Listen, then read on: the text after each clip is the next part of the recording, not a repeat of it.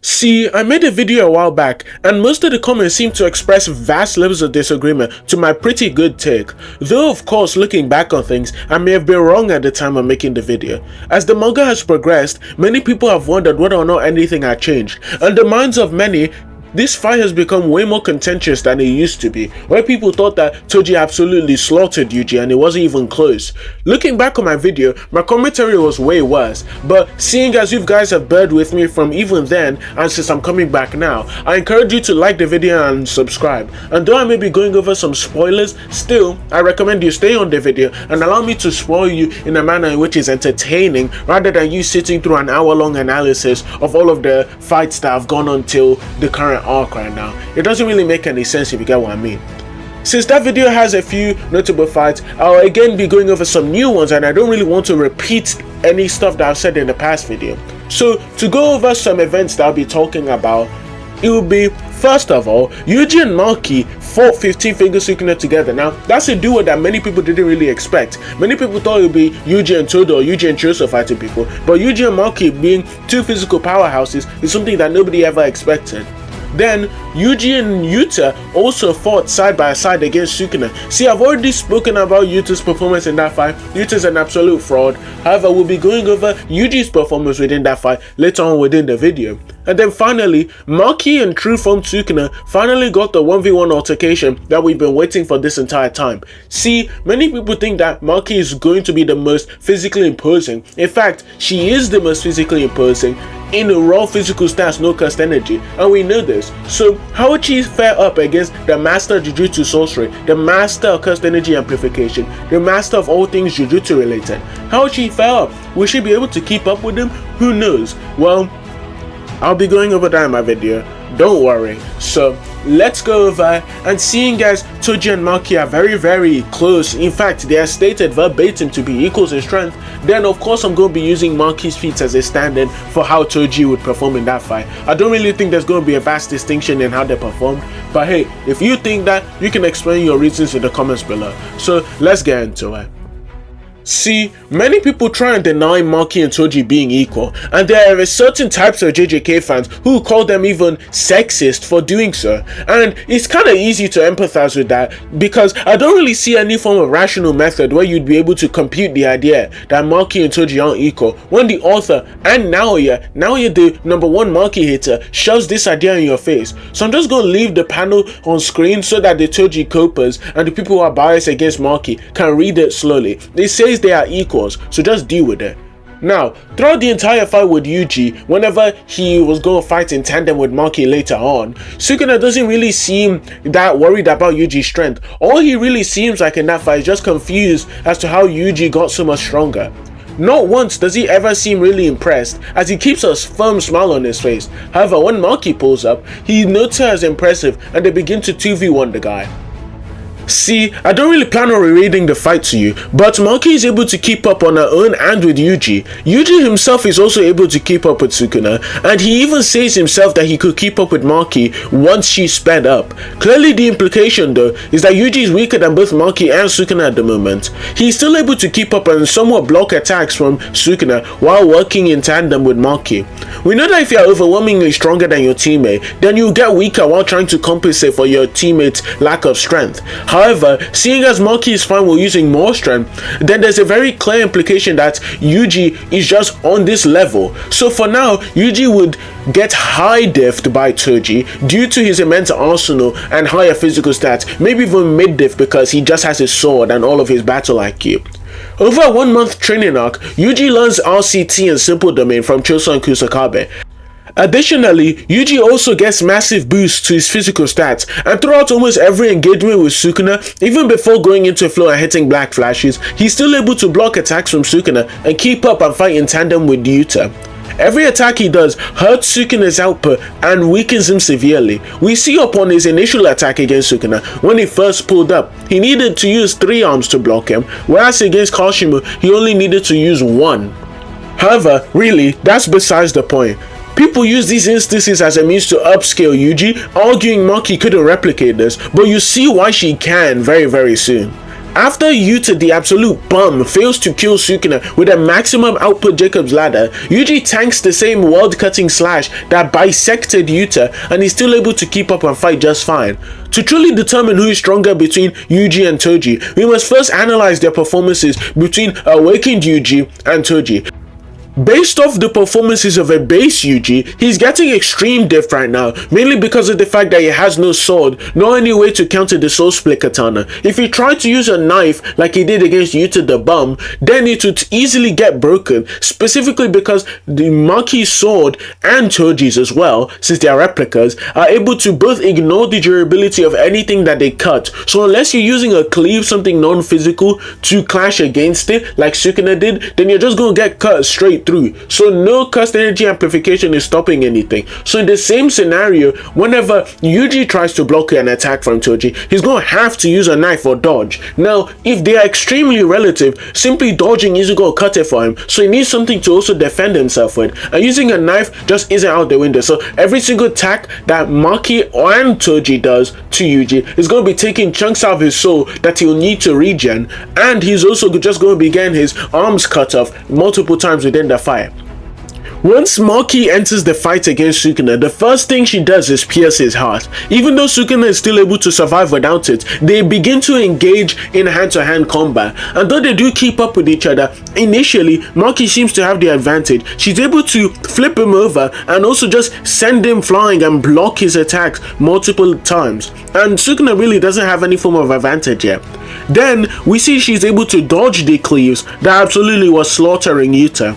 And Yuta really doesn't have any form of excuse here, because Yuji most of the time is able to block cleaves and dismantles without even being able to see them. Though you may say Konko is because of his genetics, cope, it just sounds like cope to me, you know. It just sounds like, oh no, Yuta's a bum, let's try and make excuses for him. Like, no, we're not here for that today. However, again, she's still able to keep up with him in terms of hand-to-hand. She's able to keep up and also block his cleaves, so that's just a feat that nobody else in the series has really been able to replicate. See, Maki's performance against Sukuna would have been immaculate. It would have been perfect. There's loads of blocking and clashing. However, two key events make me say that it isn't up to par. 1. As they are sopping hands and clashing fists and doing everything, just general relativity stuff, you'd see this in some Goku and Vegeta type fight. However, once Sukuna actually decides to get a little bit serious, he hits her with a cleave that sends her into a building, and though she blocks it, he runs in from the complete opposite side of the building and hits her in the chest to the dismantle. I don't know if I'm getting those two mixed up, but they generally do the same thing, so who really cares at this point? So it'd be like, imagine if I throw you to the North Pole of the Earth. I think I'm getting that right probably. I don't even know my geometry, but imagine if I threw you to the North Pole of the Earth, and then before you even get there, I am come from the south side, so I ran from the opposite direction of the Earth, and I still get there before you, and then I punch you in the jaw, and you aren't able to actually react to it. That's just a complete insane feat, and Maki isn't even able to react to it. Now you'd say because she's mid-air, quote unquote, then that's a good reason she should be getting hit by these things. Well, no, not really, because if she's able to walk on air and move while mid-air, then she should be able to stop herself from getting sent flying this hard. So it just sounds like a skill issue on her part. But after this, Sukuna then blitzes her really horribly. He grabs her by the face, tears off a chunk off her face, and then proceeds to cleave her and beat her up and hit her with a black flash. Now, in fairness to her, you may say she got back up after the fight, and then after a while of being knocked out and slumped on the floor like Kizaru from One Piece, we see she's actually able to engage with him again. But we see that Sukuna held back severely, seeing as in less time than the original fight took, he's able to beat her up after a brief exchange and hit her with the black flash and a cleave again. So it just seems as if Sukuna was holding back very much. He was holding back much, right? He was also just playing around with her. It's kind of just not even close. The altercation, you could say it was a mid-diff at best. So now we need to compare Toji's equal to Yuji and see how Yuji did once he had awakened. Maki's only saving grace at this point is a statement that Sukuna, the number one Yuji hater, says about her. All he says is that she's thrown away all of her cursed energy and focused it all on physical stats. Now, I don't really think this statement really means much, specifically because of the fact that Yuji not only has cursed energy, allowing him to chain black flashes the way he does, but also he has immense physical stats as a byproduct of just being a mutation that Kenjaku made. Even stated by Sukuna that Kenjaku does the weirdest and grossest things. So clearly Yuji just has the best of both worlds here. Maki should have really invested in Kenjaku stocks instead of investing in Toji and trying to be just like Toji. It's really sad. It's a sad sight to see. After Yuji's awakening, Yuji is able to hit Sukuna with a piercing blood. Though Toji may be faster than a regular piercing blood, awakened Yuji should have a much stronger and much harder convergence than anyone else. Even though initially he's unable to actually compress his arms properly, upon awakening and when he's using cursed energy is as easy as breathing, then that should just be implicative of the fact that he actually is just able to do this thing regularly. Now, you may say that, oh, but piercing blood only caps at the speed of sound. Well, no, it doesn't. Unless you try to tell me that the piercing blood that Sukuna used and the piercing blood that Choso uses on a daily basis are equals in terms of speed, then one, what would even be the point of using it against Gojo? And two, it would just make no sense if Sukuna is just way stronger physically than Choso is, if you get what I mean. But again, Yuji should have a way faster piercing blood, which would pose problems to Toji, as well as the fact that Yuji also just has hacked out physical stats. It really doesn't make any sense. Currently, Yuji's arsenal, he has the ability to quickly reconnect limbs, even from attacks from Sukuna's maximum output domain.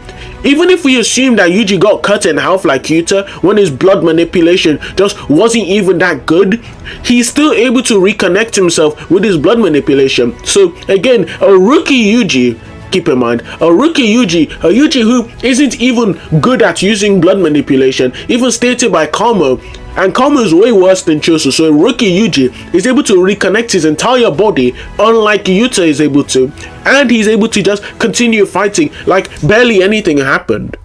See, now I hope you are starting to understand the sheer difference in terms of how badly this fight would go. The sheer difference in strength is becoming very apparent. So even if we assume that Toji could bisect Yuji with the inverted spear of heaven, one, Yuji has no curse technique, and reverse curse technique surprisingly isn't a curse technique, hence why he doesn't negate red immediately he touches it like he would to, for example, Infinity. But again, against Yuji, if he cut Yuji in half with the Soul Split Katana, then Yuji would just be able to reconnect both sides of his body and continue fighting like nothing happened.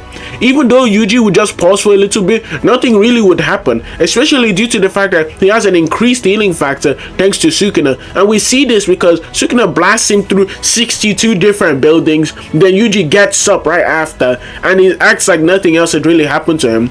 Seeing as Yuji is also able to perceive the contours of his own soul, that would mean that any attack that the Soul Split Katana does to his limbs is just merely superficial, and it really does nothing to him. Yuji tanks and absolutely no-sells a Black Flash from Sukuna, and it does nothing. Now this Sukuna is weaker than he was when he fought Maki, but it doesn't take away the amp that you get from hitting Black Flash. It's also absolutely insane if you think about it. Now, from my 2 seconds of researching and searching up a punch of a boxer, it's regularly of 300 joules. But if they hit a Black Flash, then they get a force of 1,558,845 joules. Do you understand how huge that is? How huge of a difference that is? That is enough to destroy cars in one punch or even a jab, and even buildings. Now, you understand that the difference between these two levels of punches, for both of them being able to tank it is impressive, but one clearly does it much better and takes no noticeable damage compared to the other one. Yuji then proceeds to beat the brakes off of Sukuna, and he has Sukuna worrying about the Black Flash that he's chaining. Sukuna is so surprised that he thinks that even at this rate, Yuji might even surpass him. So clearly Yuji has the advantage in terms of hand-to-hand, seeing as he's able to overwhelm Sukuna to a greater extent than Maki would ever be able to. He also has just insane healing, so no attack that Maki or Toji does to him will do anything. And I'm using Maki as a stand-in for Toji here. I'm using them interchangeably because they're basically the same character. So who really cares? And again, if Yuji hits a singular black flash on Maki and Toji, either of them, put them in a line and he punches both of them at the same time, both of them will die immediately. There's no way they're getting back from that. Yuji is just way faster, stronger, he has piercing blood, and he has the healing to be able to just shrug off any attack they do. But again, if you like these type of videos, please remember to like and subscribe. Tell me down below if the commentary got better. I did some of this off script, did some of this off the top of my head. But hey, like and subscribe. I love you guys. This has been Shinra, and I'm out.